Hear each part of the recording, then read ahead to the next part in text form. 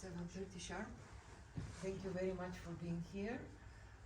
This is the first such evening when we are joining our efforts, the History Department and the newly established political club called Post Club at AUBG. And I am extremely happy and grateful to Professor Mark Kramer, coming all the way from Harvard to talk to AUBG community. And he's there's no doubt that Professor Kramer is one of the most distinguished and known not only professors who's the head of the Cold War program at Davis Center at Harvard, but also he travels extensively, giving lectures, participating in different political fora, and we had also the chance to have him as a distinguished lecturer 10 years ago, first time when he visited AUBG, and afterward in 1917 he was a guest professor about communist studies at AUBG, so he continues to be a fan of AUBG community. Please, Kalina, you can say a couple of words about the club, and again, Professor Kramer. Hi guys, thank you so much for coming. So we are the Post-Society Club. What we do is we cover issues concerning politics, economics, and social issues around the world. If you want to join us, we also write articles, so if you're interested in journalism or politics or anything related to it, you can join us. And so for Professor Kramer, he, as Professor Kirbuchman said, is the director of the Cold War Studies project at the Davis Center at Harvard. He also, in addition to writing books and articles, he has long been editor of the Journal of Cold War Studies, published by MIT Press, and of the Harvard Cold War Studies books. He was also a visiting professor at AUBG, like Professor Kirbuchman said, 7 years ago. And we also, we know now, after he told us, he also has 3 degrees in mathematics, a bachelor's, a master's, and a PhD. So without further ado, please, Professor Kramer. Okay, thank you very much. It's good to be back here at AUBG. As Professor Kirbuchman mentioned, I was here almost to the day 10 years ago. It was right around the time that just after, I believe, Russia had annexed Crimea, something that I will be referring to this evening, and the anniversary of that just came up, and there was a large rally in Red Square in Moscow at which Putin spoke. That occurred just a day or two ago, and I was here and gave a talk about, more generally about some of the issues left from the Cold War that arose during the Cold War and that were still relevant today. You can find that lecture online. That's not what I'm going to be speaking about tonight. I'm going to be speaking about, as you'll see here in the colors of the Ukrainian flag, which I deliberately chose, that I'll be speaking about how we got to the situation that exists now, the ongoing war that Russia is waging against Ukraine. So one key thing to understand about Russia, and I'm going to show you a few maps to convey this, is simply its immense territorial size. Russia has been by far the largest single landmass entity in the world for many hundreds of years. And again, I'm talking about single landmass. The British Empire at its height was larger than the Russian Empire, somewhat larger than the Russian Empire, but the British Empire was scattered all over the world. The Russian Empire was a single landmass. It wasn't scattered. Russia didn't have overseas colonies. It had the single landmass, and it has been by far the largest such entity for many, from the mid-16th, the major period of expansion of Russia, what was then the Russian Empire and became the Soviet Union. I'll show you a map in just a minute. but from the mid-16th century through the end of the 17th century, a period of about 150 years, Russia was conquering, on average, per year. Again, it wasn't every year that this happened, but there were spurts of expansion. But if you look at it on average each year, Russia was adding to its territory roughly the size of the modern Netherlands. So for 150 years you have this expansion going on. It will show you in part why you get to, this was the Soviet Union, and here's China. China was only about 40% or so of the size of the Soviet Union, or current day China is only about 40% of the size of the Soviet Union, or even less than 40%. The same is true. China, the United States, and Canada are all about the same size and territory. Soviet Union was about two and a third times larger than each of those countries. So you could have the United States and Canada, the whole of North America, and it still wouldn't, the Soviet Union was larger in landmass. Of course, in population, that isn't true. China has a much larger population than the Soviet Union did, and it has even 10 times, almost 10 times the size of the population of Russia. So the Soviet Union, the Russian Republic is by far the largest, but as I'll get to in a moment, it about 3/4, a little bit more than 3/4 of the Soviet Union was Russia. This is current day Russia, and I'll be showing you another map shortly. But it again gives you a sense of how immense the country is. Russia is only about 76% of what the Soviet Union was, but it's still by far the world's largest country, about 1/8 in territory of the world's landmass. And in population, of course, it's much smaller. It's only about 145 million people. So it's far smaller than China, which has 10 times the population. It's also considerably smaller even than a country like, in population, than a country like Brazil or Nigeria or Indonesia. So population has a large population, but certainly not close to the world's largest. But in territory, it remains by far the world's largest country. I mention all this because I'll be coming back to it. But I just want to convey this to you at the beginning, because when you get to be the world's largest country, it's not simply by being invaded, which is what Russian leaders often talk about, referring, say, to either the Mongols going back many centuries, or to Napoleon in the early 19th century, or to Germany in June 1941. Those invasions occurred, but you don't get to be this size simply by being invaded. You do a great deal of invading and conquest of your own, and I'll come back to that. So the roots of Russia's invasion of Ukraine go back to what happened when the Soviet Union broke apart in the latter half of 1991. It gave way to 15 newly independent countries. The Soviet Union, after the Second World War, was set up as 15 Union republics.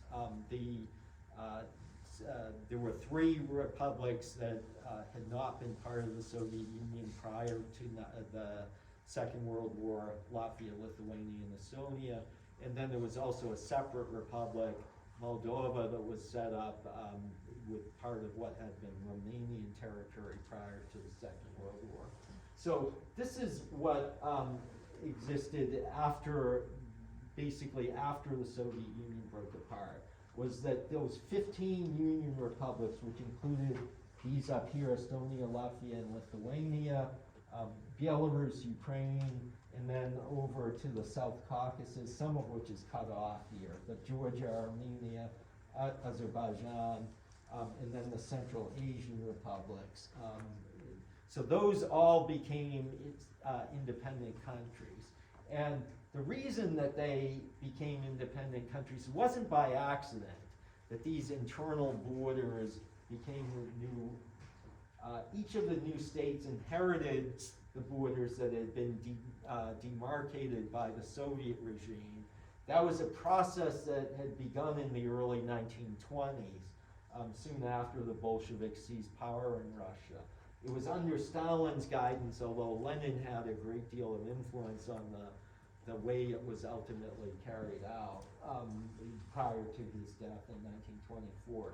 But the Bolsheviks devised an administrative structure for the newly constituted USSR. The USSR was formally constituted at the end of 1922, but the basis for it had been taking shape prior to that, after the Bolsheviks came to power in 1917.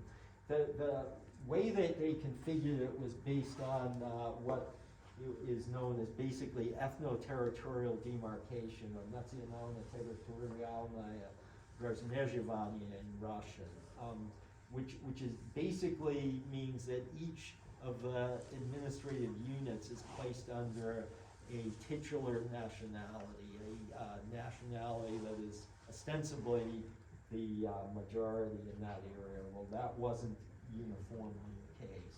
But it basically specifies how you get to these were internal borders, or you can see it also here, these internal borders. This was Kazakhstan within the Soviet Union and all of the Central Asian republics, Tajikistan, Uzbekistan, Turkmenistan, Kyrgyzstan, and so forth, and then over here with Ukraine and the Baltic states, Belarus, and so forth, that those were internal borders within the Soviet Union.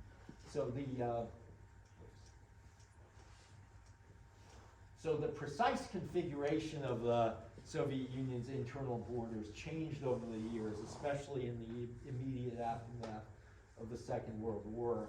But the basic idea of ethno-territorial demarcation was that Union republics and most sub-republic units would be placed under titular ethnic groups. And I mention all this because it helps you understand how the Soviet Union broke apart. That Soviet policies on ethnic issues varied a good deal over time, from periods of relatively loose and accommodating policies to periods of extreme centralization and Russification. But by the late 1980s and early 1990s, that was the period in the Soviet Union when profound changes occurred under the then Soviet leader, Mikhail Gorbachev, whose name you probably have heard of, even though none of you will have any memory of that era. But it truly was a time of immense change in the Soviet Union, a period I remember well, and still look back on it with astonishment. But one general result from that policy of ethno-territorial demarcation was that national identities, ethnic identities, had congealed. They had really been solidified among titular ethnic groups in the Union republics. Less so in Central Asia, but generally what had happened because of the way the Soviet Union was constituted was that ethnic identities had come to the fore. And so the internal borders of the USSR's Union republics became the external borders of the 15 new countries that emerged by the end of 1991. Again, the solidification of ethnic identity was somewhat less pronounced in Central Asia, especially in Tajikistan, but it was there throughout the Soviet Union. By far the largest of the new countries was the Russian Federation, which I've already shown you in maps. It took over the USSR's status as the world's largest country, more than 3 times the size of all other former Soviet republics combined. The external borders of the Russian Federation, which stretch over 11 time zones, and extend for about 58,000 kilometers along multiple bodies of water, including 3 oceans really, as well as 14 countries in Europe and Asia. So in various international agreements signed by the soon-to-be independent post-Soviet countries, in the latter half of 1991. They weren't yet independent, but it was clear they were going to be. This was in the fall of 1991. The Russian government, which was then headed by Boris Yeltsin, he was elected president in a free and fair election in June of 1991. The first such election ever held in Russian history. Probably the only, what I would describe as the only truly free and fair election ever held in Russia to this day. That is, elections in Russia nowadays are purely a farce or mostly a charade.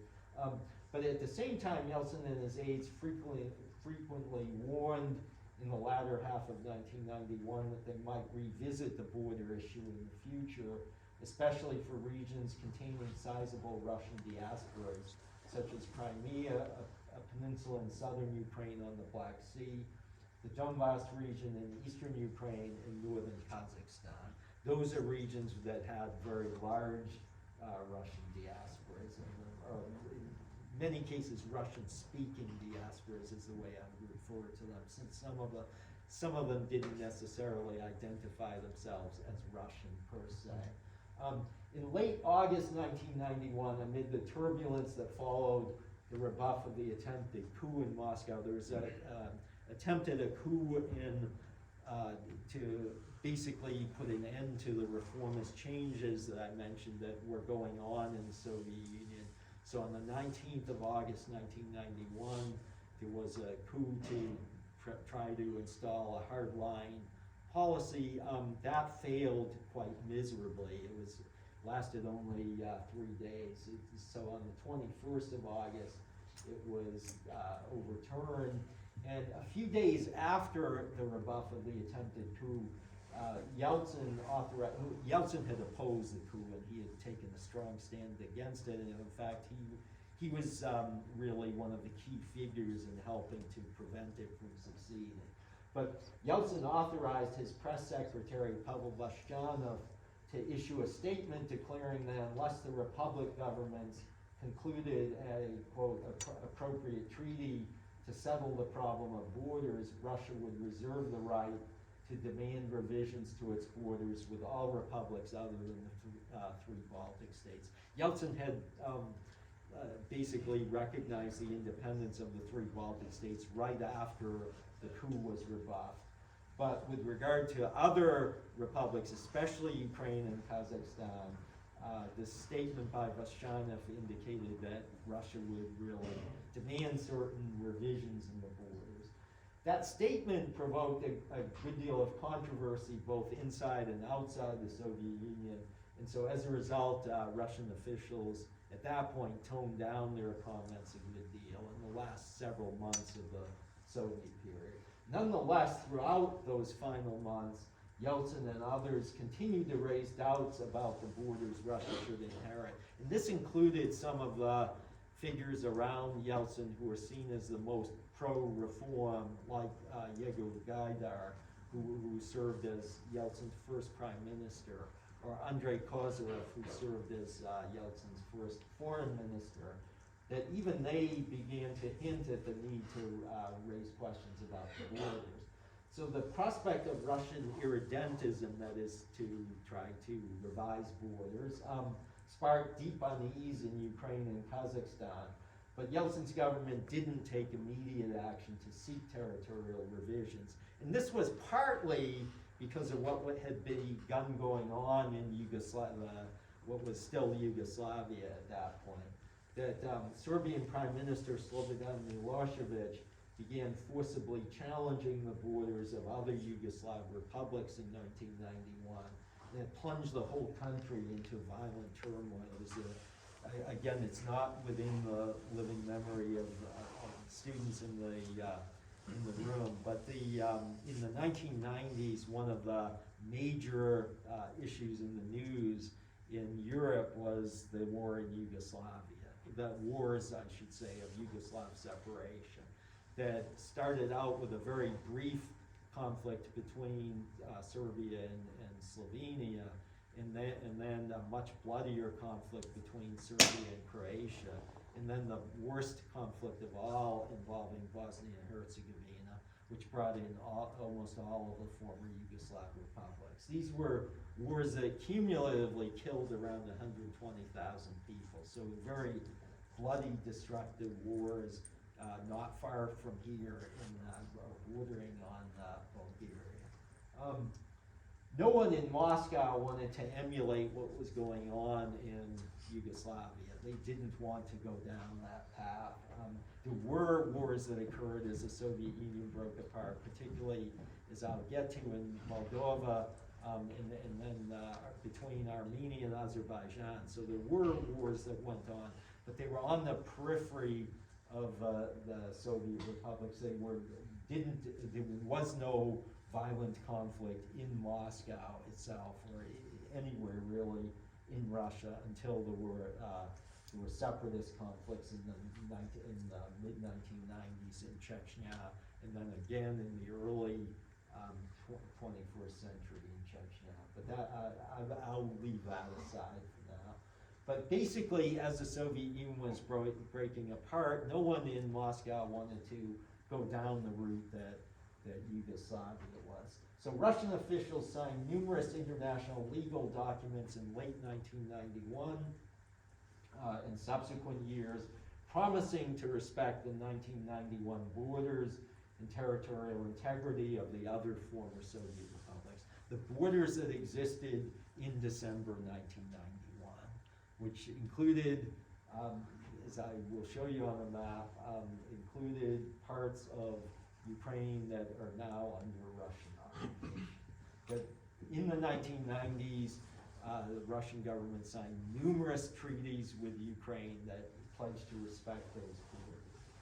Even as though they were signing those treaties, they also continued to hint that Russia would not necessarily comply indefinitely with the 1991 borders. So let me just go back here for a second.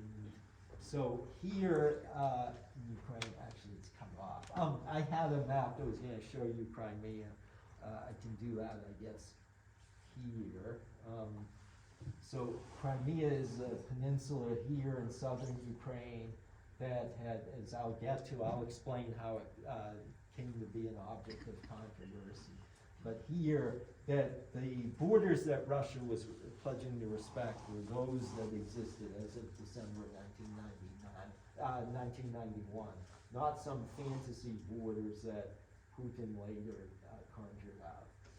So, Russian officials, though, did continue to raise doubts about the status of Crimea all through the 1990s, referring to the large number of ethnic Russians living there when the Soviet Union broke apart. And there were. It was, Crimea did not have all that many ethnic Russians at various points in its history, but it did certainly by 1991 have a large number. Crimea had been part of the Russian Empire and then the Russian Soviet Republic in the USSR from 1783 until, prior to that, it had been part of the Ottoman Empire. But in 1783, it was transferred through war to the Russian Empire, and it remained part of, after the Soviet Union was constituted, it had become part of the Russian Republic in the Soviet Union until 1954, when Soviet leaders abruptly transferred it to the jurisdiction of the Ukrainian Soviet Republic. The reasons for the transfer were never convincingly explained either at the time or in subsequent years. You can find online, you'll find an article that I published 10 years ago explaining why the transfer occurred, but basically, even in that article, I would say that, that there isn't a particularly convincing reason that that you'll find that it was actually transferred. It's still somewhat of a mystery. In the early 1990s, both Yeltsin and his opponents in the Russian parliament repeatedly cast doubt on the legitimacy of the transfer of Crimea and pledged to undo it. They expressed hope of resolving the matter through negotiations, but declined to rule out the use of force. In other ways as well, the Russian government displayed the same disregard for international borders that the Soviet Union had often shown, especially with regard to Eastern Europe. where Soviet troops intervened on various occasions. Part of the problem was that Soviet troops had long been deployed throughout the USSR, especially in the Western republics. When the Soviet Union disintegrated, most of the soldiers who had been part of the Soviet armed forces eventually came under the jurisdiction of the Russian Federation, which had been deemed the main legal successor state to the Soviet Union. Russian leaders found it tempting to use those troops along with other institutions like the state security organs left from the Soviet era to establish and maintain a Russian sphere of influence in the former USSR. Again, ostensibly when the Soviet Union broke apart, there were 15 independent countries, but to paraphrase George Orwell's Animal Farm, some of those independent countries were more independent than others. So no sooner had, that is, at least one of them was more independent than others. No sooner had the Soviet Union broken apart than Russian leaders began supplying troops and weapons to aid separatist forces in the South Ossetian region of Georgia. South Ossetia is a geographic phrase from the Soviet era. South Ossetia is actually in the north of Georgia, but it was called South Ossetia because there's a North Ossetia that is in Russia, and when the Soviet Union existed as a single country, it made sense to talk about North Ossetia and South Ossetia. In the post-1991 era, Tsinvali is the capital of the region, and it's often referred to that way by Georgia. But in any case, it's a small entity in the north of the country and adjacent to Russia. Soon thereafter, the Russian government provided similar assistance to separatist forces in Georgia's large Abkhazian region in the northwest part of the country, which borders on Russia and the Black Sea. It has an important naval base that Russia now operates. In both cases, Russian support enabled the separatist armies in those two Georgian regions to break away from Georgia's control and to fortify their borders against attempts by the Georgian government to regain control. From that time on, from the early 1990s on, that is for more than 30 years now, Russia maintained thousands of heavily armed troops in those two regions, ostensibly for peacekeeping purposes, but in reality to keep Georgia from regaining control of its territory. The Russian government adopted similar policies toward the newly independent Republic of Moldova. Moldova, again, borders on Romania and had been part of Romanian territory prior to the Second World War. And then when Stalin annexed portions of Romania, they were reconstituted as a separate Union Republic of Moldova. In early 1992, Yeltsin asserted jurisdiction over the 14th Guards Army of the Soviet Armed Forces that had long been stationed in the Moldavian Republic, as it was known in Russian. Commanders of the 14th Guards Army came to the aid of pro-Kremlin separatists in Moldova's Transnistrian region. In Russian, it would be Transnistria, but in Romanian Transnistrian region, enabling them to break away from the Moldovan government's control. In subsequent years, the Moldovan government repeatedly demanded the withdrawal of Russian forces from Transnistria, but neither Yeltsin nor his successor, Vladimir Putin, showed any willingness to heed the Moldovan request. So political control of Transnistria has remained de facto under Russia, not Moldova. And the Transnistrian government itself claims it wants to be part of the Soviet Union. Again, what exactly that means isn't clear, but de facto it is under direct Russian control. Russian policymakers also used troops throughout the 1990s to intervene in Tajikistan. Let me, if I can, just go back here for a second to this map to show you. Tajikistan is far from Russia. It's well to the south of Russia. Kazakhstan is a huge country, you know, almost the size of Europe, and the separates both Kyrgyzstan and Tajikistan from Russia. So Tajikistan is nowhere near Russia, and any claim, that it's necessary for Russian security is somewhat far-fetched in that sense. But even so, the Russian government, almost from the moment the Soviet Union broke apart, used troops to intervene in Tajikistan, seeking to quell a civil war there and consolidate Russian hegemony. Tajikistan to this day is basically under Russian security control. It ostensibly has its own army, but that army is completely controlled by the Russian army. Even though Russia is located far away, Kremlin leaders regarded the quasi-independent new country as part of the so-called mir abroad, the term that was used, blizhnaya zarubezhye, which is a concept that isn't particularly welcome in countries outside Russia. That's what Russian leaders use, the notion of a mir abroad. It's a concept similar to the Brezhnev doctrine during the Soviet era, which basically gave the Soviet Union the right to intervene, or proclaimed right to intervene in East European countries. This notion of a mir abroad is something that Russian government officials have used in the same respect since 1991. So unlike in Georgia and Moldova, where Russian military forces were backing armed separatists against the new governments, Russian soldiers in Tajikistan were ordered to defend the existing pro-Moscow government against a variety of armed opponents. Russian intervention in Tajikistan began before there was any legal basis for it, and was implemented through structures left from the Soviet era, including the state security organs, what was left of the KGB. The KGB was never dismantled, I should add. It was simply renamed. It was divided into a few agencies, but primarily the Federal Security, what became the Federal Security Service, and then the Foreign Intelligence Service. The KGB itself, though, was never dismantled. The personnel, the structures, the buildings, the operating procedures were all carried over after 1991.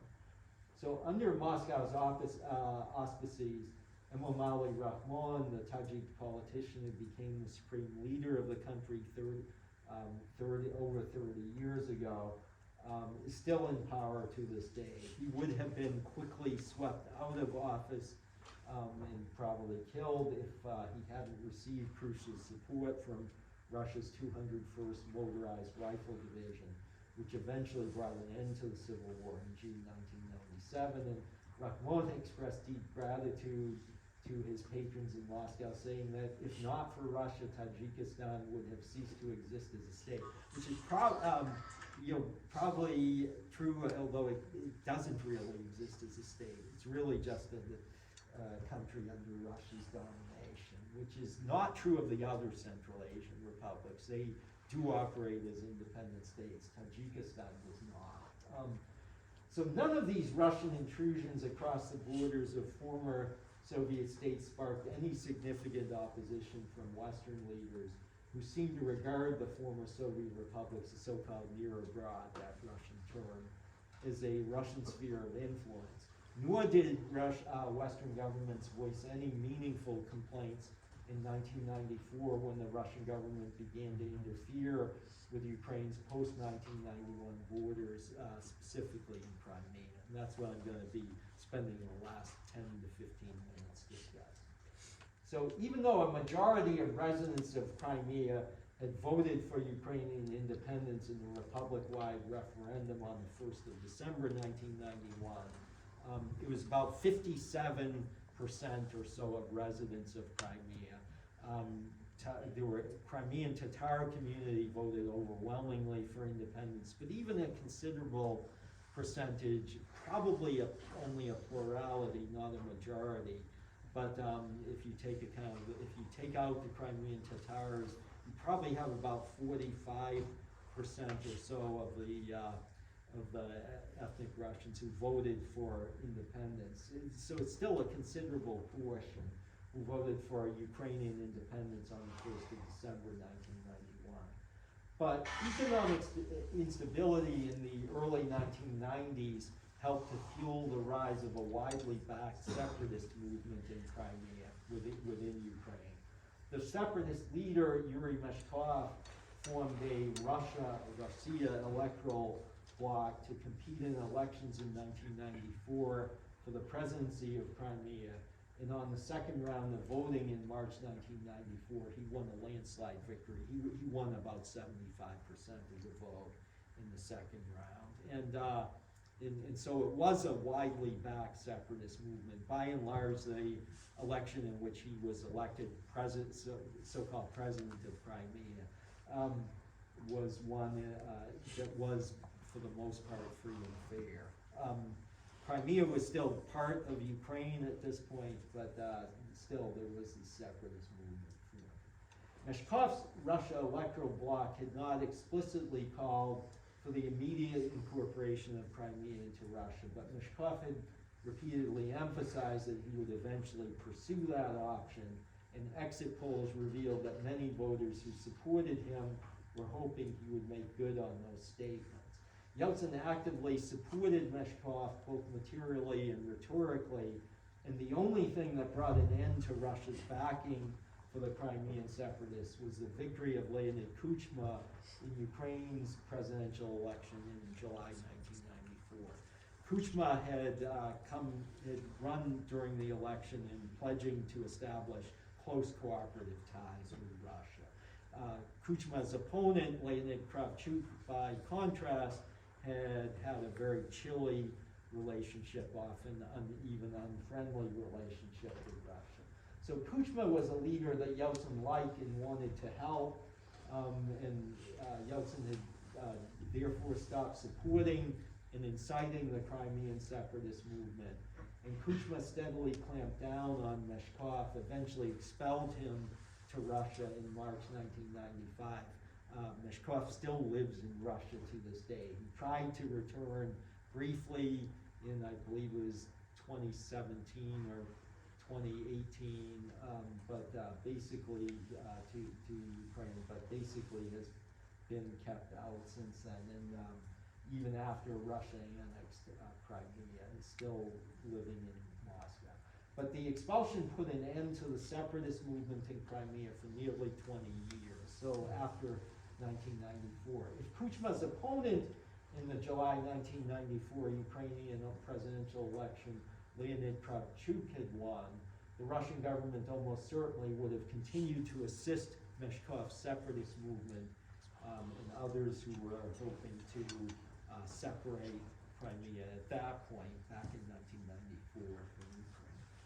The Russian government's repeated violations of the borders of other former Soviet republics in the 1990s, violations that provoked no significant Western response, set the stage for the escalation of Russia's interference after Putin replaced Yeltsin at the end of 1999. The very last day of 1999, Yeltsin unexpectedly and abruptly transferred power to Putin, who was initially acting president and then was formally elected president in March of 2000. So Putin has been, even though he served 4 years as prime minister from 2008 to 2012, has been the, by far the most authoritative political figure in Russia now for more than 24 years. He's soon be 25 years that he's been in office. And given that he was just gained another term as president, a 6-year term as president, there's no indication of exactly how long he will serve, but very short of some adverse turn in his health or some unexpected political development in Russia, he will serve more than 30 years, which by the standards of most countries is quite extraordinary. In November 2004, Russian officials expected that Kuchma, who was stepping down after serving 2 terms as president in Ukraine, would be able to orchestrate the election of one of his cronies, Viktor Yanukovych, to replace him.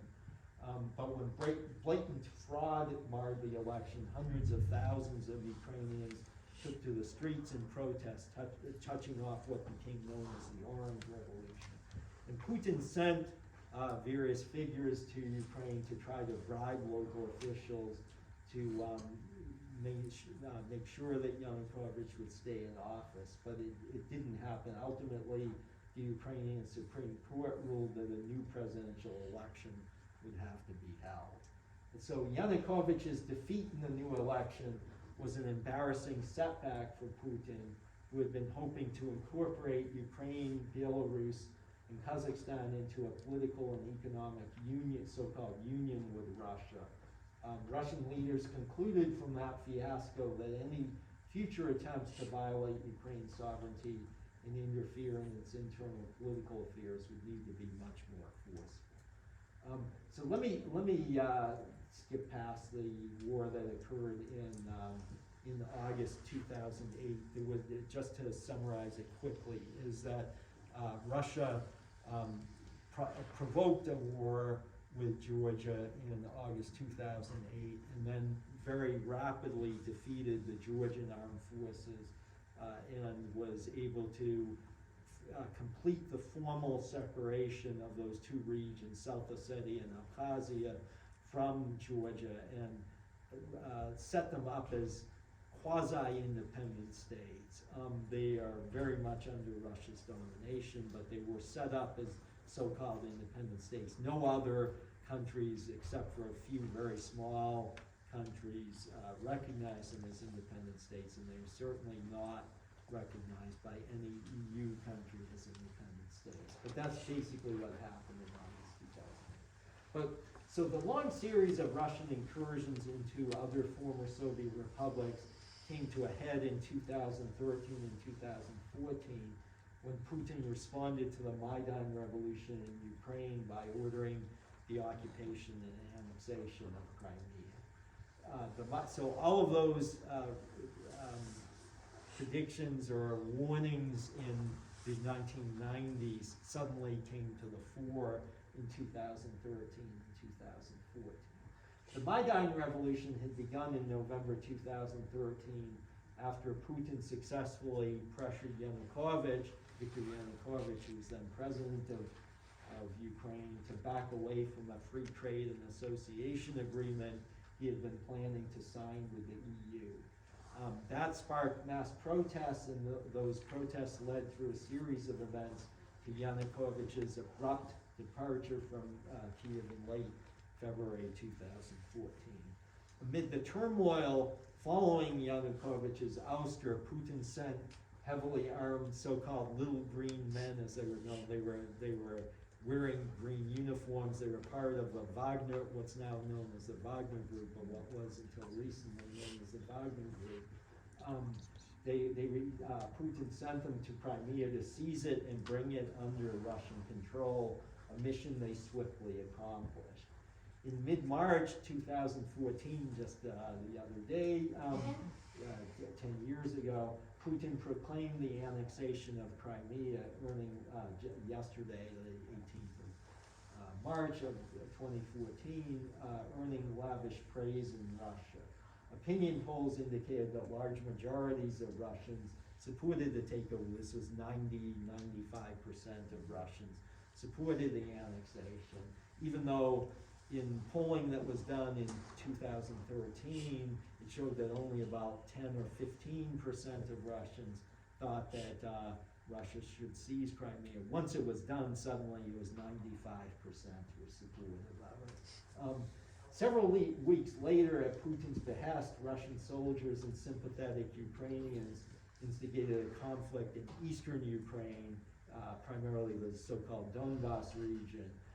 In this case, Ukrainian troops fought against the Russian-backed so-called Little Green Men and limited the scope of the territory pro-Russian forces were able to occupy. Putin spoke about setting up a confederation known as Novorossiya, which is a term that was used by a Eurasianist so-called philosopher, fascist, known as Alexander Dugin. He coined this phrase Novorossiya, which would be a confederation of various lands with Russian diasporas that following the disintegration of the Soviet Union. Dugin himself actually wanted the restoration of the Soviet Union, but this phrase was, fell a little bit short of it. In any case, it would have included Kharkiv and Odessa, as well as Crimea, Donetsk, and Luhansk. But the pro-Kremlin forces never came close to establishing that. So the conflict that emerged in eastern Ukraine, though, involved first ferocious combat during the first year, and then continued at a lower but still very violent pace after that. During the 8 years from the spring of 2014 until February 2022, more than 14,400 people were killed in the war that Putin fomented in eastern Ukraine as a follow-up to the annexation of Crimea. So Putin's regard for Ukraine's post-1991 borders was reflected in an article that was published under his name titled "On the Historical Unity of Russians and Ukrainians." It was published in July 2021 in major Russian newspapers, actually almost every Russian newspaper. It used fanciful historical arguments, really arguments that are totally discredited and baseless. But it denied that Ukraine ever had any legitimate basis to exist as a sovereign state. It depicted Russians and Ukrainians as the same nation, that is, as Ukrainians as basically the small Russians. Russians and Ukrainians is the same. And it emphasized that a Ukrainian state should not exist outside Russia. This article was published again in the Russian press in July 2021. The implication was that Russia should extend its southwestern border to incorporate most or all of the territory of post-1991 Ukraine, an aim Putin had first publicly declared in 2014, the so-called Novorossiya, but had been unable to achieve without resorting to all-out war. So Russia's invasion of Ukraine on the 24th of February, 2 years ago, was the start of a prolonged Russian campaign of violence and destruction against the Ukrainian state, and serves as a reminder of the enduring importance of the borders that took shape during the Soviet era and the Cold War. Those borders, as they existed at the end of 1991, have come to the fore through this war. The borders Ukraine inherited as an independent country in 1991 made it the second largest European state by territory after the Russian Federation. Ukraine is much larger than any state, any country in the Balkans. Russia's prolonged war of aggression against Ukraine has underscored what can happen when a large country adopts a militaristic course without any heed for small state sovereignty and territorial integrity.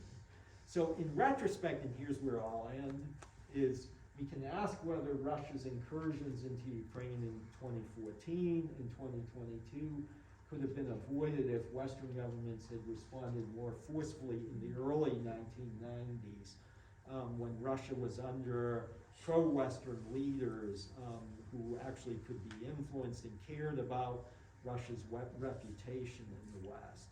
That was the only time when Western intervention could have really made a difference, at a time when the leaders of Russia cared about the country's reputation in the West. That's no longer the case. It hasn't been the case now for a quarter century, but it was in the early 1990s.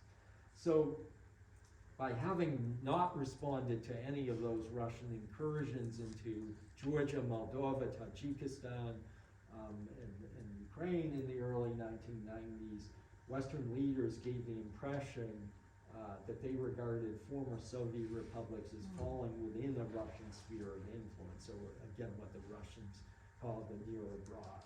Some officials in Poland and the 3 Baltic states expressed grave concern all along about what they saw as Russia's hegemonic ambitions, but that wasn't the position adopted before 2014 by most NATO countries. By and large, Western governments did very little, if anything, to deter Russia from infringing on the borders of its neighboring states. The problem with that approach was the moral hazard it created. Moral hazard is a term that comes originally from the insurance industry, but it basically, there's a very large literature on this topic now, mostly in economics, and it refers to an incentive structure in which an individual or an entity operates. That incentive structure creates an inducement to engage in risky behavior or wrongful behavior. So it's basically means that you reward bad behavior. The incentives are to behave improperly or illegally or in other ways unwisely. So for example, if you have a child who eats a whole bag of cookies before dinner and then can't eat the dinner, the same thing will happen. If you don't discipline the child, then the next night the same thing will happen. Or if you establish a red light at which cars are supposed to stop, and cars keep on going through regardless of whether it's red or green. You know, you might know of some such stops here in Bulgaria. But and you don't punish drivers who go through red lights, then there won't be any way of ensuring that drivers will actually stop at red lights. So that's the idea of moral hazard, is that if the incentive structure is such that a large country routinely violates the sovereignty and territorial integrity of smaller neighboring countries without suffering any punishment, then the leaders of that large country will get accustomed to behaving imperiously and will have little incentive to avoid further such abuses. So even if the government of that large country has pledged in international documents to respect the borders and sovereignty of those smaller countries, in the end, the leaders of that large country, if they think they can undertake aggression with impunity, then they will be tempted to do it and to renege on all those commitments that they undertook. And that's precisely what happened with Russia and the aggressive military posture it adopted toward other former Soviet republics in the 1990s and 2000s. During Yeltsin's presidency and in the early years under Putin, NATO governments rarely, if ever, took any action when the Russian government bullied, intimidated, destabilized, violated the sovereignty of neighboring countries. So Russian leaders came to expect that they could engage in that sort of behavior with impunity. And in fact, they did engage in it with impunity. When Western governments did finally begin expressing strong concern about Russian military intrusions into neighboring countries in 2008 and 2014, the reaction in Moscow was harsh. After many years of operating with a free hand, Kremlin officials had no intention of suddenly being reined in and held accountable for their actions. Putin's shrill anti-Western rhetoric, if you look online at the speech he gave in Red Square yesterday at the rally commemorating the 10th anniversary of the annexation of Crimea, you'll see this shrill anti-Western rhetoric. His angry condemnations of Western policies reflected his deep-rooted belief that Western countries were trying to deprive Russia of its natural role as a great power entitled to a sphere of privileged interest. So in 2022, Putin had hoped to bring the whole of Ukraine's territory under Russian dominion within a few weeks. That effort failed disastrously, but the immense destruction and rampant atrocities caused by Russian forces had made clear the need for much more robust safeguards for international borders in Europe and Asia. That will be a long-term project that will have to be carried out after the current war is over. Unfortunately, there is little sign that the current war that Russia is waging against Ukraine would be over anytime soon. So with that, I will be glad to take any questions from the audience about anything I've covered or about any other aspect of the war you might wish to ask about. Please. Thank you very much, Professor Kramer. I know there'll be lots of questions. We have maybe half an hour or Oh, sure. 20 I'm minutes. willing to stay as long as people Oh, want okay. to ask. So Thank please. you. William, please. Is it okay if I Yes. There are some pro-Russian people that have been defending Russia's actions in Ukraine and saying that the U.S. should stop supplying Ukraine with weapons and things like that. And they say that, well, it's the U.S.'s fault that this happened in the first place by extending NATO membership to countries closer and closer to Russia's border. What would you say to those people who justify Russia's actions because of that? It's a very good question. That is certainly the Russian government's argument, is that this war was brought on Russia by Western actions. I think, again, from the perspective of an outside observer, I think it's a baseless argument. That if you look at Ukraine's own policies, in the 1990s, Ukraine had pursued what it called a multi-vector foreign policy, which was, again, it was a little bit muddled, but basically it meant a neutral foreign policy, even though it became a part of the Russian-dominated Commonwealth of Independent States, and it remained a member of the Commonwealth of Independent States until 2014. But Ukraine, after the 1990s, continued to pursue a policy that was not looking toward NATO membership. And in fact, public opinion polls in Ukraine showed that there was only about 15, at most 20% of Ukrainians who thought that NATO membership would be desirable. And that remained the case for roughly 25 years of the post-Soviet era.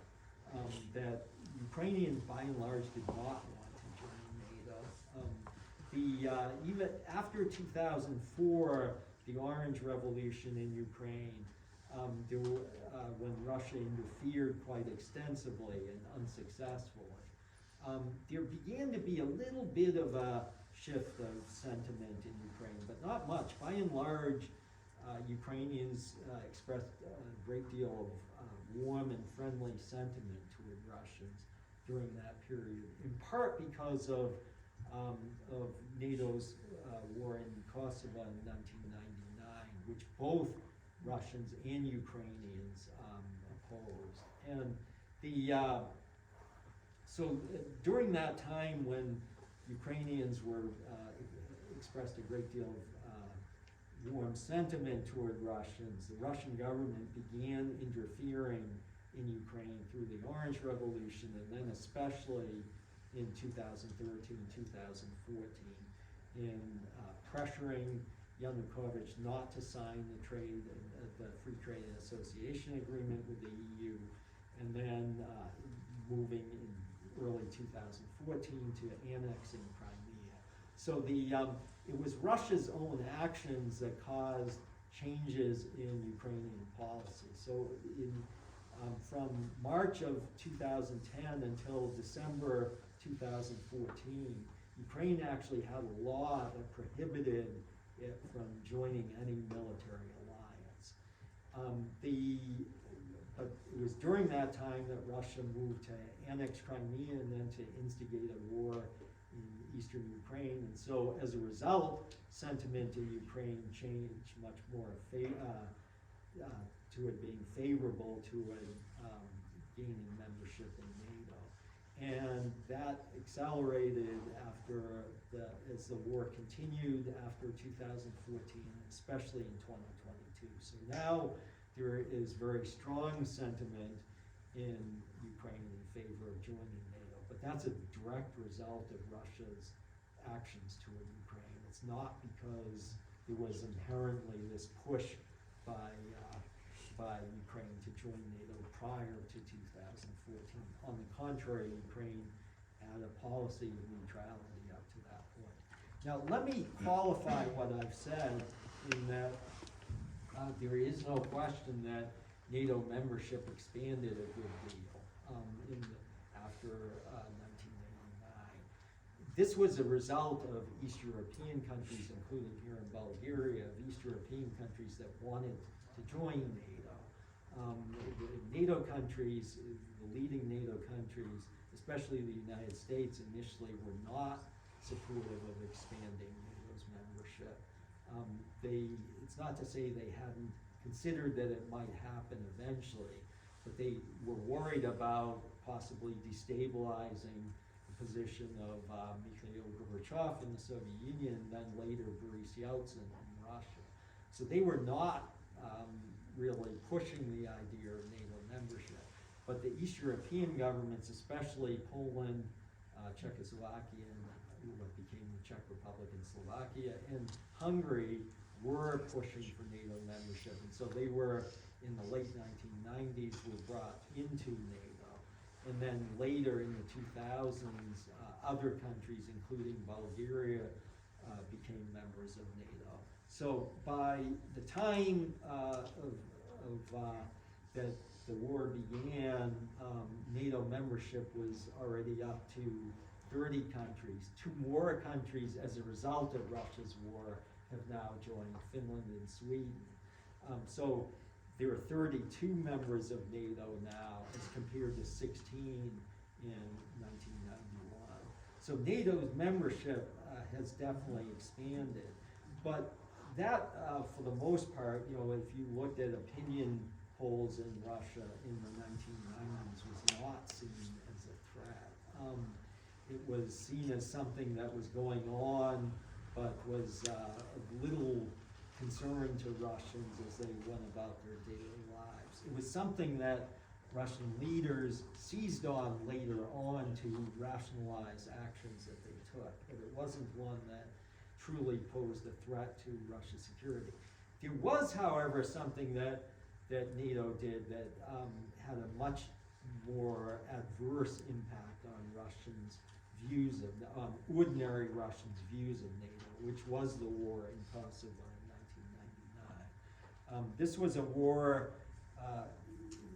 that had come just after the first round of NATO expansion. And when NATO expansion was going on, the expansion of membership, and when NATO expansion was going on, various officials from NATO countries would say you don't need to be worried about it because NATO is only a defensive military alliance, which of course is true. NATO is a defensive military alliance. But the war in Kosovo, regardless of what you might think about it, was not a defensive war. It was a war in which NATO countries went to war against the core of what had been Yugoslavia, against the Serbian government to try to put an end to abuses that were going on in Kosovo.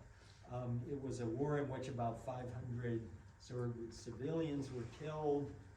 Eventually, NATO carved Kosovo off Serbia, and Kosovo is now more or less a separate country in the Balkans. Its independence is not fully recognized by EU countries, but certainly by the large majority of EU and NATO countries is recognized. It has not been recognized. It's not part of the UN because both Russia and China have opposed its entry into the UN. So there remain many questions about its status, but what it does have nowadays is as a direct result of that war in 1999. And there's no question from Russia's perspective, I was opposed to the war, and I still think it was a mistake by NATO. But even if you think the war was justified, and there's no question that the impact on Russians' perceptions of security was very negative. So in that sense, there are things that NATO countries have done that I think have impaired, have a very detrimental impact on relations with, is trying to justify the conquest of Ukraine is really far-fetched and disingenuous. Yes, please. Yeah, first thank you for being here. My question is more of a comment, but don't you think it's a moral hazard for the U.S. and its allies, let's call the collective West, to surround Russia and to continue to get close to Russia with military bases, for example? In Bulgaria, I think officially there are 4 American bases. Well, the U.S. troops have access to Bulgaria. They're not U.S. bases. They're NATO. U.S. troops have access to Bulgarian military facilities. The military facilities are controlled by Bulgaria, though. How about Bulgaria? They're different from, say, U.S. bases in some other countries that are under direct U.S. control. But the Bulgaria has been quite a surprisingly, in many ways, constructive member of NATO, and has played an important part going back even as early as 1991 when it wasn't a member of NATO, but it did send troops to take part in the first Gulf War in 1991, an important, in my view, justified war. What I would say with regard to the moral hazard question that you asked would be much more about other U.S. military interventions, including the what I mentioned about Kosovo. But clearly the gross blunder that the United States committed with the 2003 Iraq War, and then but also I think the again deeply misguided intervention in Libya in 2011. That those do set an example, a very bad example for the type of behavior that Western governments will engage in, and the Russian government is able to cite those examples to try to rationalize or justify its own bad behavior. Of course, the Russian government doesn't cite good things that Western countries do, like having free elections and having civil liberties and other such things. It doesn't emulate the good behaviors in which Western countries engage. It only wants to emulate the bad behavior. So yes, there is a moral hazard in that regard. But with regard, though, to, you mentioned specifically about surrounding Russia. I mean, most of Russia is not surrounded by NATO countries. It's surrounded by countries that had been part of the former Soviet Union, or that in countries in East Asia with which it has very long borders that were also bordered on the Soviet Union. So there's even during the Cold War, there was one NATO country that bordered on the Soviet Union and still borders on Russia, which is Norway. But by and large, by far the greatest presence now of a NATO country on Russia's borders is one of the new ones that Putin himself brought about, which is the admission of Finland into NATO, that is a direct consequence of Russia's war against Ukraine. So to the extent that NATO has gained borders with Russia, it is again a direct result of Russia's actions rather than any push, because Finland never would have joined NATO had it not been for that war. Finland had a policy of pro-Moscow neutrality throughout the Cold War. After the Cold War ended, it had made no effort. It did join the EU in 1995, but it declared no intention of joining NATO, and would not have joined NATO had it not been for the war. Well, If you can follow up if you want quickly. Yeah, with regards to the war in Ukraine, the U.S. and the Democratic Party, more specifically the Biden family, have been sending money for years now. We don't know actually, because Ukraine is a corrupt country, as we all know, and we don't know where this money went.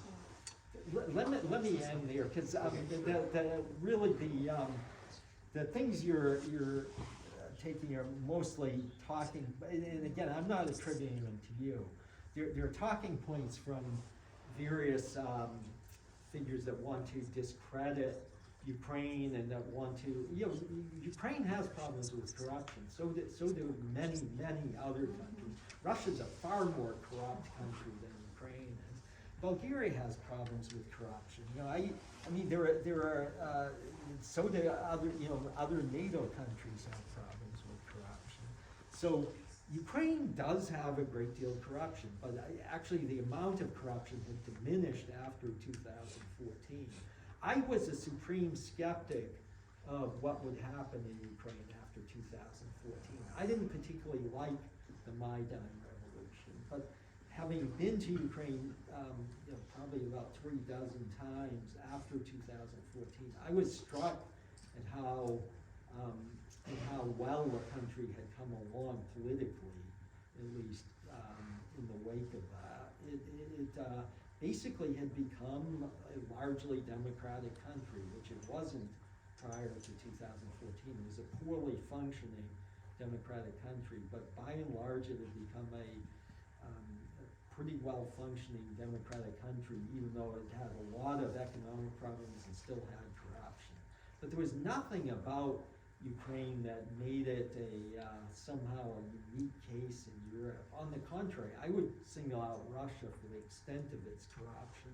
The high-level corruption and low-level corruption, but high-level corruption in particular, where you had under Putin the reallocation of assets in favor of former officers of the KGB, including Putin himself. So. That's why I interrupted you, because I felt that you were getting into some of the really baseless arguments that have been made by members of the Republican Party in the United States who want to discredit the Biden administration. I'm not a supporter of Biden, so I'm not trying to defend him here. But they're really bogus arguments, and I just have no patience for them. So let me also just say that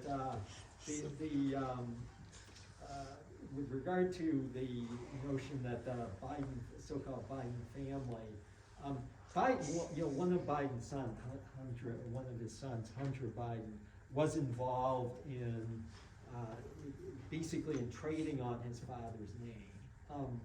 And that's hardly unique to Hunter Biden. There are many sons of well-known politicians who've done that. But that didn't mean that Biden himself got involved in that. I still have seen absolutely no evidence that Biden was involved in any of that. On the contrary, that for the most part, when he was vice president, he pushed to try to reduce corruption in Ukraine. So in that regard too, I think the theories that have been put forth by various Republican officials, sometimes in conjunction with Russian leaders, sometimes separately from them, or taking inspiration from them, or from Tucker Carlson, a polemical U.S. quasi-journalist and pseudo-journalist who is very pro-Russian and anti-Ukraine. So there are a lot of those baseless arguments that go around, but they shouldn't be treated seriously. So please, over here. Another question, yes? I was thinking about October 1993 and the events that Boris Yeltsin orchestrated on the parliament, and I thought in regard of how like Russian leaders act and what followed after that orchestration of basically raiding the parliament and giving the president more powers. Do you think that such internal state affairs, the fact that Yeltsin made reforms to give the president more power, was also a factor in the more imperialistic politics of Russia that followed after the Soviet Union? It's a very, very good question. I mean, the policies of basically establishing Russian heavy-handed influence in the former Soviet Union had begun before that. But there's no question that for those who may not have a sense of what happened in October 1993, let me give you a capsule summary of it. In 1993, there had been a deadlock that developed between Russia and the parliament. There was a real political opposition in Russia at that point. It's not like nowadays where there's just a phony opposition in Russia. There isn't meaningful political competition anymore, and hasn't been for the last 25 years. But in the early 1990s, there was real political competition in Russia. And there had emerged a deadlock between President Yeltsin and the opposition in the parliament in early 1993 and continuing into the spring and summer. And in the fall of 1993, when Yeltsin was trying to resolve that in his favor, there were members of various groups that occupied the Russian government building and pledged to stay there until basically they were able to get rid of Yeltsin and his government. And so Yeltsin at that point brought in the army to bomb the Russian White House, as it was known, the government building, the main government building. And it wasn't clear whether the army would actually obey the orders, but they ultimately did. And so there was a bombardment of the parliament, and as a result, Yeltsin was able to regain control and eliminate or keep the opposition from hindering him. There was an election held 2 months later in December 1993, in which a much stronger constitution was adopted in Russia, and that constitution basically gave Yeltsin much greater power as president. So it definitely had an adverse impact and was a sign that things were beginning to go wrong in Russia. And that accelerated a year later when the first war in Chechnya began, because the Russian government launched it. So there were certainly signs in 1993 and 1994 that things were going badly. But even before that, in 1992, the Russian government was already intervening in other former Soviet republics. It seemed to have this notion that the former USSR was a sphere of influence in Russia. But you're right that it accentuated that sense afterward. And under Putin, thank you, under Putin, that whole notion became much stronger. But it was already there from the very earliest days of the post-Soviet period. Let me add just one thing about the Yeltsin period, is that even in the earliest days of the Yeltsin years, I mean, Russia was not a perfect democracy by any means. It never really became democratic, but it was undergoing important changes. Again, Yeltsin stood in a free and fair election in June of 1991 and won it. For Russia, that's a momentous thing. Russia had never had free and fair elections. It hasn't had them since then. But Yeltsin next to it in 1996, and that was a free election, but not really a fair election, because the media were overwhelmingly brought in on Yeltsin's favor through various means that I don't really regard as legitimate. So and then under Putin, elections have been largely a charade, as I mentioned, and meaningless. So or not meaningless, but meaningless in the sense of a democracy. So there were already problems emerging in Russia early on, but Russia did care, the Russian government did care about its reputation in the West, wanted to be seen as a legitimate member of the international community, joined in 1996, signed on and became a member of the Council of Europe, and in that regard, soon was subject to the rulings of the European Court on Human Rights. That is subscribed to the European Convention on Human Rights. All of that's gone now. In 2022, Russia was expelled from the Council of Europe. It ended its relationship with the European Court on Human Rights and other such things. But there were important changes that occurred in the 1990s that basically have now completely disappeared.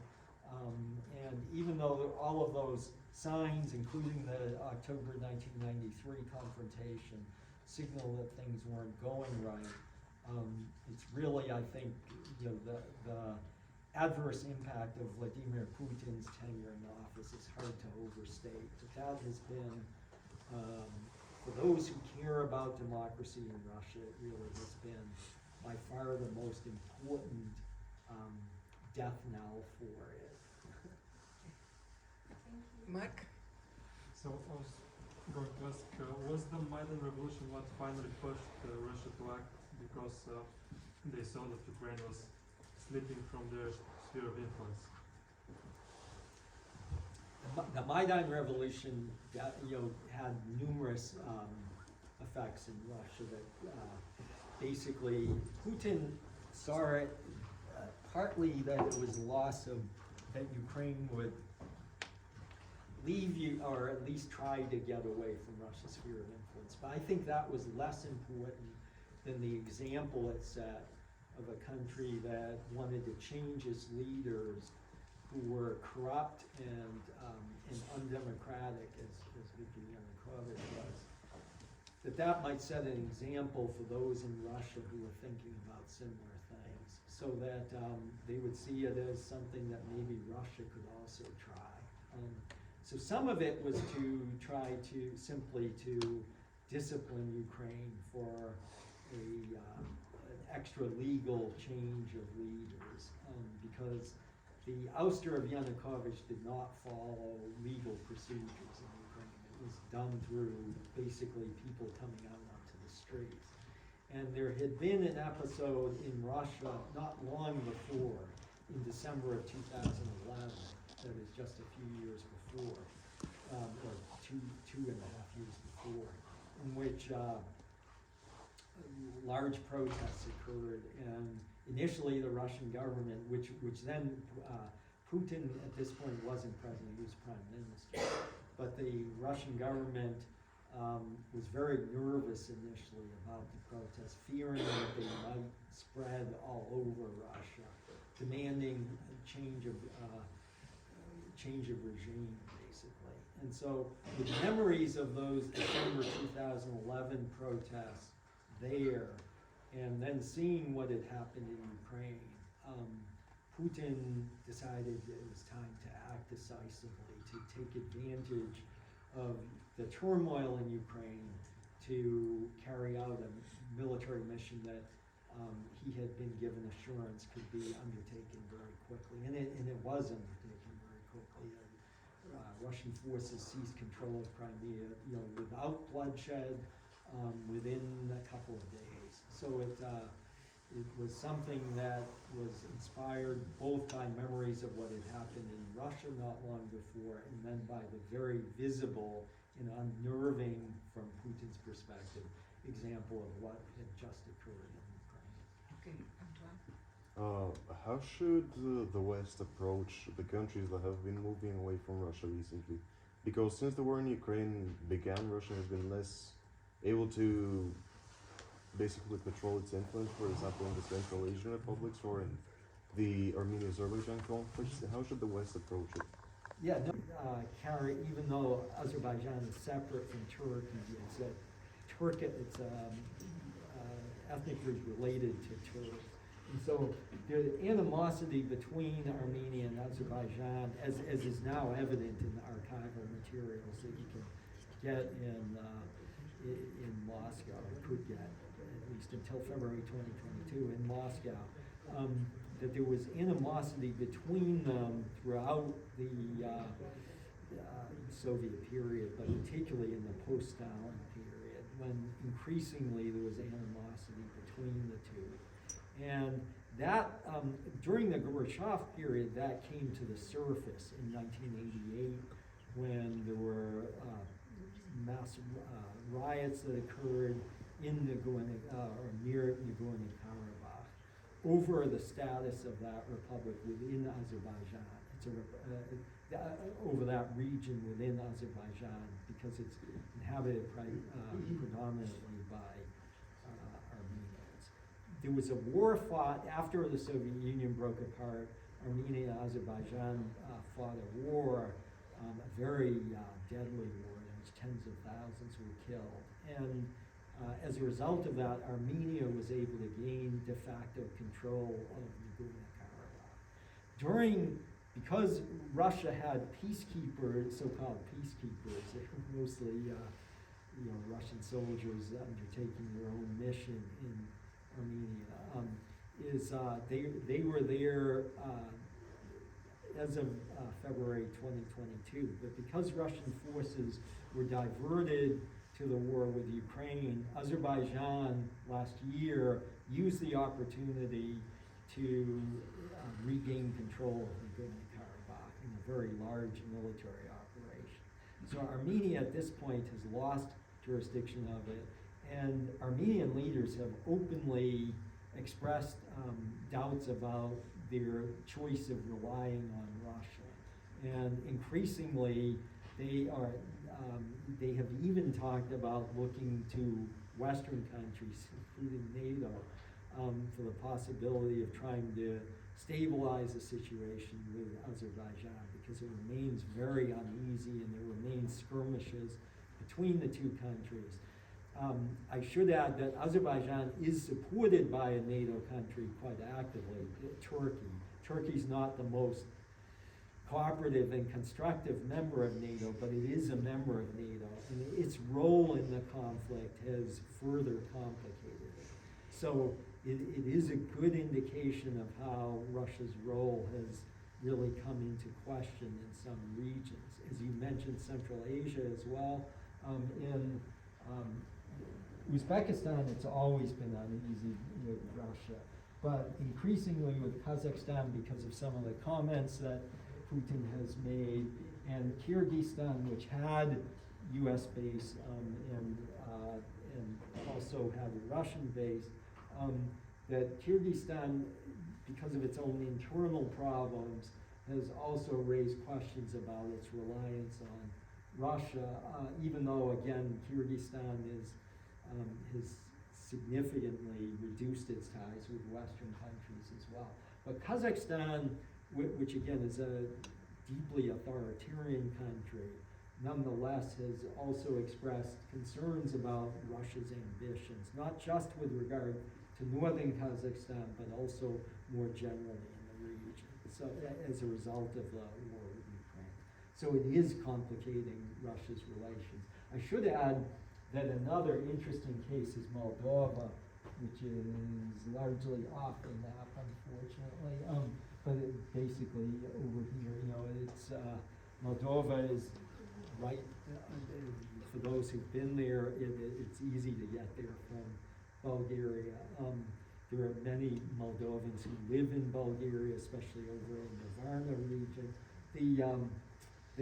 Moldova has the Transnistrian conflict, as I mentioned, that Moldova also has increasingly looked to Western countries and has talked about potentially joining NATO. But the Russian government has used, because Transnistria borders on Ukraine, has increasingly tried to use the war in Ukraine as a means of further destabilizing Moldova. But so far it hasn't really made a difference in Moldova. That the Moldovan government has continued to try to seek better ties with Western countries, even as Russia seeks to destabilize the situation with regard to Transnistria. So there are numerous ways in which the war has complicated Russia's relations with former Soviet republics, and generally for the worse from Moscow's perspective. Yes. Well, maybe last question. Yes. You know? Could we, looking at a historical perspective, looking back at the way Great Britain and France were kind of waiting on to see what would happen with Germany and Poland before the Second World War, at the beginning of the Second World War, could we say that Europe has learned nothing the way the West has acted towards Russia for the past like more than 30 years in respect of their, well, purely imperialistic ambitions for the region? Yeah, I mean, first of all, let me say in December 1991, I was young, a lot younger back then, but I wrote an op-ed article in the International Herald Tribune recommending that that all of the assets of the Soviet Union, including its nuclear arsenal, its UN permanent seat on the UN Security Council, various assets be distributed equally among the 15 new countries rather than being consolidated under Russia. In that same article, I also suggested that it would be better if Russia itself would voluntarily agree to separate into separate regions. That latter recommendation I knew would never be accepted, but I still think it would have been much better if Western governments had pressed for the nuclear arsenal, the permanent seat on the UN Security Council to rotate among the 15 countries, or the share of command authority over nuclear weapons to be shared equally among 15 countries, that is to complicate the command authority and to make it even less likely that nuclear weapons could ever be used. The seat on the UN Security Council would rotate every 6 months and so forth. It would have been much better if that had happened. As it did, Western countries pushed for the consolidation of all of these assets in Russia.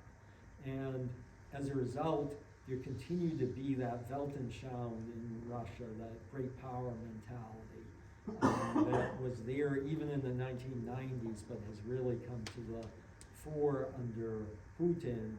And I fully agree with you. I think it was extremely regrettable that Western governments didn't push for Russia to be integrated into the West as an equal member, not as a great power, but as an equal member. And had that been done in the early 1990s when Russian officials cared about Western sentiments and about how they were perceived in the West, I think it could have succeeded, but it wasn't chosen. I think that was a huge mistake. May I ask Please. one question? What if Ukraine didn't give up their nuclear power? Well, it's a complicated issue in the sense that, let me just quickly, because I realize that for people like me, I remember when Ukraine still had nuclear weapons on its territory. That was in the 1990s. But when the Soviet Union broke apart, there were tactical nuclear weapons in various parts of the smaller nuclear weapons in various parts of the Soviet Union, and those were consolidated quite quickly and justifiably in Russia. But there were the large strategic long-range nuclear missiles that were in 4 countries. Some were in Russia, a very sizable number were in Kazakhstan, a very sizable number were in Ukraine, and a smaller number were in Belarus. So in various agreements in the early 1990s, Ukraine agreed to give up the nuclear missiles over on its territory. It's a complicated issue in the sense that the actual physical control over the missiles was consolidated in all of these countries, in Kazakhstan and Belarus as well as Ukraine, was consolidated in the Russian High Command in Moscow. It had been a part of the Soviet High Command, and then the Russian High Command took that over under the General Staff in Russia. The Physical control was ensured through various devices that had been put into the missiles to consolidate authorization in Moscow and to prevent unauthorized uses of missiles. Now, Ukrainian scientists could have tried to get around those physical barriers, but it would have been difficult and it probably would have rendered the missiles unusable. But Ukraine itself had a good number of highly trained nuclear weapons physicists and also had its own large missile production facilities in Ukraine. So potentially could have developed, even though at great expense, could have developed its own nuclear missiles. That would have taken quite a long while, though. You're probably talking about 15 or 20 year time frame, maybe 10 years. But the missiles that Ukraine gave up, it probably would not have been able to gain reliable control of anyway. So I don't think it would have changed the picture if the Ukrainian government at that point had refused to give up the missiles. But it did signal, again, that there had been this initial mistake, in my view, that it would have been better for Western governments to press for that command authority that was in Moscow to be shared among all 15, or maybe leave aside the Baltic states, but all of the former Soviet republics, so that they would all have representatives there with direct physical ability to prevent the use of those missiles. That I still think would have been much preferable to consolidating that control under Russia, as was done. One final point on this is you do also have to bear in mind that the 1986 Chernobyl disaster, the nuclear power reactor in Chernobyl in Ukraine, which did have effects here in Bulgaria as well, that environmental effects here. The Chernobyl had caused a great deal of anti-nuclear sentiment in Ukraine. And the Ukrainian government in the early 1990s was well aware of that. And in fact, one of the platforms of the Ruch movement, the independent movement in Ukraine in the late 1980s and early 1990s, did pledge to make Ukraine a non-nuclear country. It was pushing for independence, but as a non-nuclear state. So the Ukrainian government was mindful of this in the early 1990s as it took these decisions.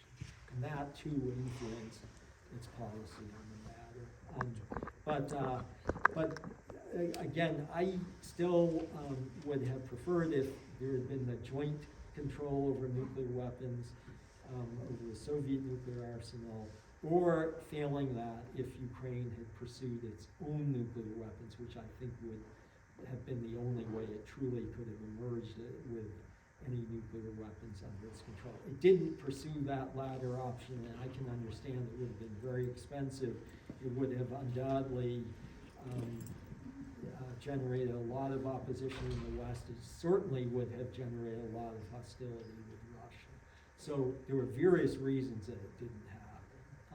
But in retrospect, I think it would have been better if it had happened. Thank you very much. Let's thank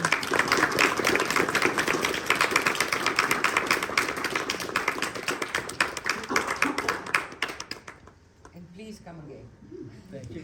I just realized I didn't use this pointer, but I should.